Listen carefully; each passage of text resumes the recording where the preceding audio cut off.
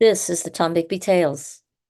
I write and research about a town on the Tombigbee River in northeast Mississippi called Columbus, and sometimes I write about the rest of the state.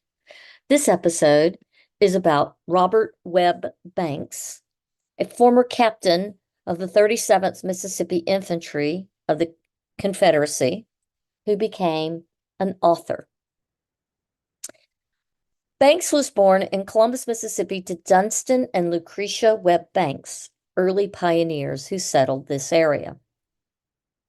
In the December 12th, 1850 U.S. federal census of Columbus, Robert, then 7, was living with his parents. His father was a planter and had a town home and also a plantation out on the prairie.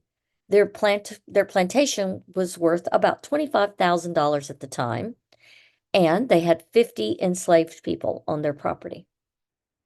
In 1859, Robert enrolled at the University of Alabama. In the 1860 census, he was 17 years old, a student living with his parents and his siblings, and his father was still listed as a planter. His father was also an editor and a writer in the local paper, was also the first county clerk for Lowndes County. In 1862, after the Battle of Shiloh, he enlisted as a private here in Columbus and was assigned to Company B of the 43rd Mississippi Infantry. By May 17th, he's listed on the muster roll with the remarks, Cadet of Alabama University, ordered back by the governor of Alabama. From March to October of 1862, he shows present on all the muster rolls.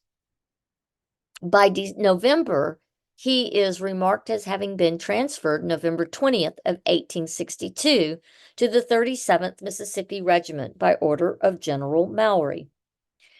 In 1863, on the field and staff muster roll, he's listed as present, and he is listed now as a sergeant major. On July 4th of 1863, he was captured at the fall of the siege of Vicksburg. On July 5th, he signed an oath promising never to take up arms against the United States again in exchange for release. On July 9th, he was shown on a roll of prisoners of war. In June 30th through October 31st of 1863, he is listed on a field muster roll as present, and then in November, he's listed as absent with leave.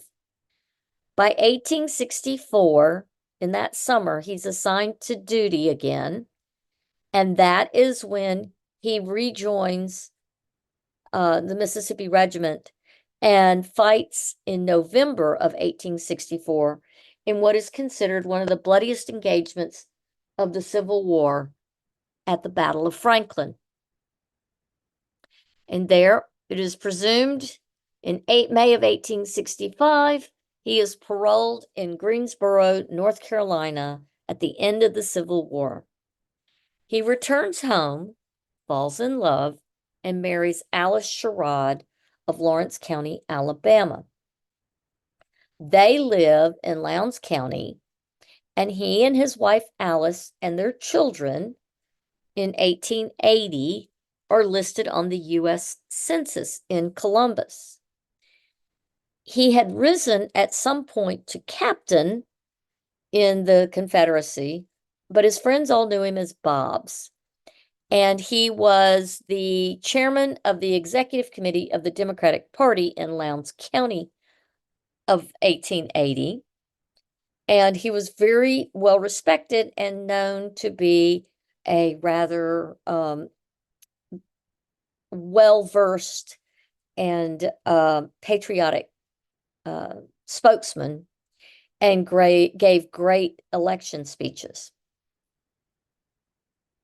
Captain Banks would go on in 1908 to author a book, The Battle of Franklin, November 30th, 1864, the bloodiest engagement of the war between the states.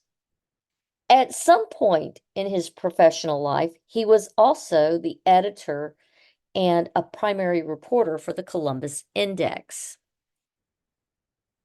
In the 1910 census, he has left and moved to Biloxi. Somewhere between 1908 and 1910, he has moved to Meridian, and it became an editor of a local paper there before moving and retiring to be near his adult children in Biloxi, Mississippi. In 1915, his beloved wife Alice dies, and in 1919, Robert Webb Banks dies and is buried in Biloxi, Mississippi. And that is all we know about Robert Webb Banks, an author from Columbus, Mississippi. I want to thank you for joining me for this little tidbit of local history and learning a little bit more about the town and the people who built it. Until next time.